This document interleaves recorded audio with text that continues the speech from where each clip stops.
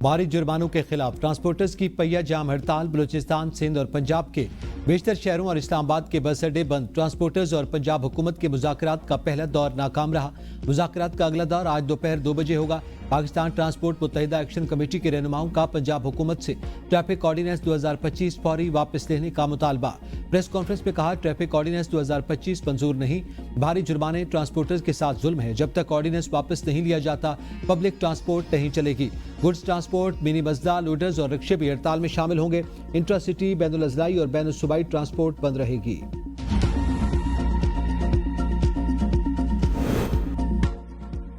रावलपिंडी में ट्रांसपोर्टर्स की हड़ताल। तालीमी इदारों के लिए चलने वाली पिक एंड ड्रॉप सर्विस भी मुअत्तल।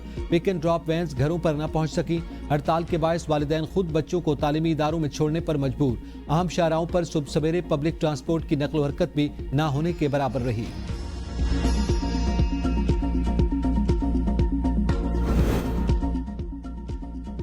लाहौर हाई कोर्ट में मोटर व्हीकल ऑर्डिनेंस 2025 के खिलाफ दायर दरखास्त पर समाअत आज होगी। जस्टिस फारूक हैदर शहरी मुनीर अहमद की दरखास्त पर समाअत करेंगे। दरखास्त में पंजाब हुकूमत समेत दीगर को फरीक बनाते हुए मौक़िफ़ इख्तियार किया गया कि मुंतखब असम्बली की मौजूदगी में गवर्नर ने ऑर्डिनेंस जारी किया। ऑर्डिनेंस गैर कानूनी और गैर आईनी है।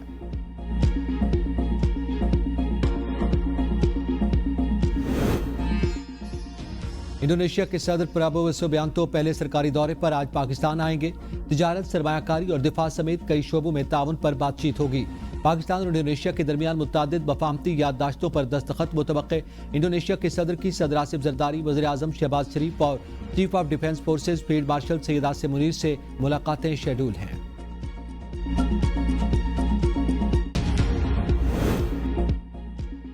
IMF का एग्जीक्यूटिव बोर्ड का इजलास आज होगा। पाकिस्तान के लिए 1 अरब 20 करोड़ डॉलर किस्त मंजूरी का इम्कान। पाकिस्तान को IMF कर्ज प्रोग्राम के तहत 1 अरब डॉलर्स मिलेंगे। क्लाइमेट फाइनेंसिंग की मद में 20 करोड़ डॉलर जारी किए जाएंगे। पाकिस्तान कर्ज की किस्त के लिए तमाम शराइत पूरी कर चुका। स्टॉप लेवल मुआहदा 14 अक्टूबर को हुआ था।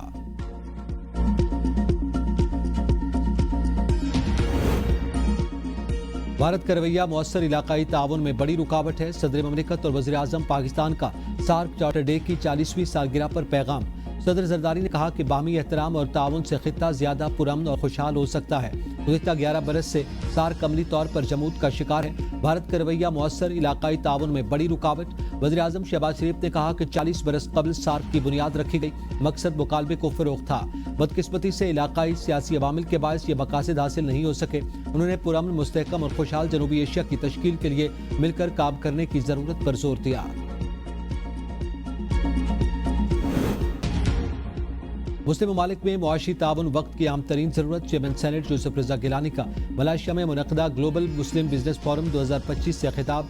कहा, मुस्लिम ममालिक को नारों से आगे बढ़कर अमली इक़दामात करना होंगे। मुस्लिम दुनिया को मुश्तरका इक़्तिसादी हिकमत अमली अपनाना होगी। इस्लामी फाइनेंस और फिनटेक मुस्तक़बिल की मुआशी तरक्की की बुनियाद हैं। मुश्तरका मनसूबों के जरिए मुस्लिम ममालिक अपनी ताकत को यकजा कर सकते हैं। पाकिस्तान सरमायाकारी के लिए उभरती हुई मंडी बन चुका है। नौजवान आबादी पाकिस्तान का सबसे बड़ा असासा है।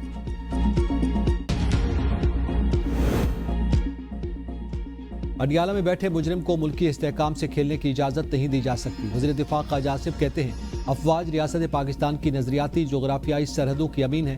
पाकिस्तान है तो हम हैं, क्योंकि पाकिस्तान हमारी ज़ात, अना और सियासत से मुकद्दम है। फर्द वाहिद अपने मफादात के लिए मुल्क दुश्मनों का आलाकार बने तो उसे बीमार जहन कहना बिल्कुल हक पर जानिब है। बानी PTI को कुछ नजर नहीं आ रहा, वो सिर्फ इक़्तिदार का सोच रहे हैं। बानी PTI के रवैये पर सिर्फ ISPR नहीं, पूरी कौम को जवाब देना चाहिए।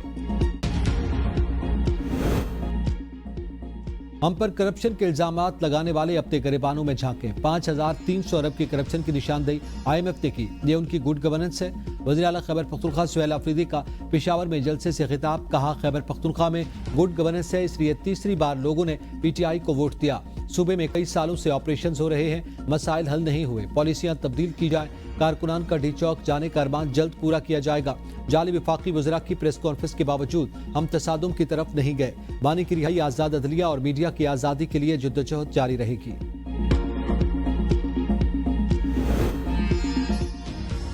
कौमी असम्बली का इजलास 2 रोज़ा वक्फे के बाद आज होगा। इजलास में वक्फा सवालात के अलावा 2 तवज्जो दिलाओ नोटिस भी पेश किए जाएंगे।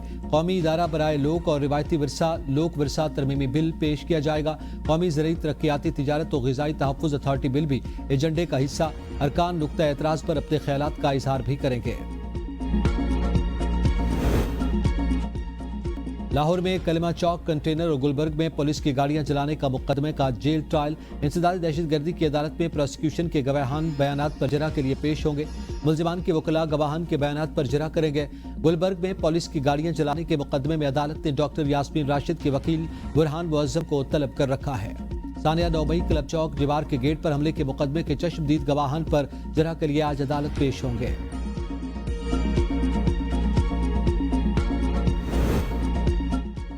भुटकी में 2 ग्रुपों में तसादुम, 3 अफराद कत्ल। इलाके में सख्त खौफ हिरास। पुलिस के मुताबिक रिश्ते का पुराना तनाजा खूनी तसादुम में बदल गया। लाशें अस्पताल मुंतकिल। गांव में कशीदगी बरकरार। मजीद दफरी तयनात। मुल्जिमान की तलाश जारी।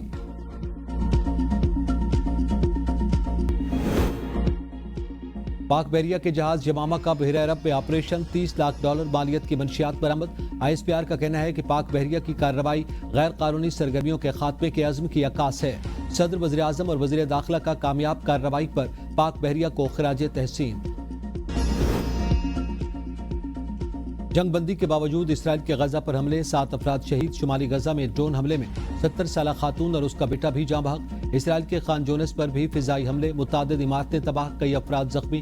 कतरी वज़ीर आज़म शेख मोहम्मद बिन अब्दुर्रहमान ने गजा में जंगबंदी मुअस्सर बनाने के लिए इसराइली फौज का मुकम्मल इनखला नागुज़ीर करार दे दिया। हमास की गजा पर इसराइली कब्जा खत्म करने पर हथियार डालने की पेशकश। इसराइली वज़ीर आज़म नेतन्याहू का फ़लस्तीन के 2 रियासती हल से इनकार। कहा, मगरबी किनारे की मौजूदा सूरत हाल बरकरार रहेगी। जर्मन चांसलर का कहना है कि हम 2 रियासती हल के हामी हैं। ट्रंप प्लान के दूसरे मरहले का आगाज जरूरी है।